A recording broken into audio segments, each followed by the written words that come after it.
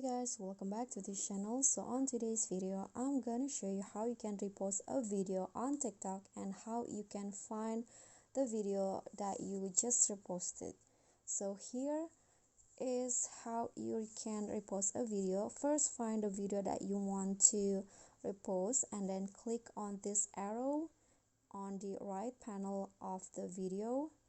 Then you'll find there's a repost option, so just click on this yellow buttons right here, and after that there will be notifications that you reposted the clip.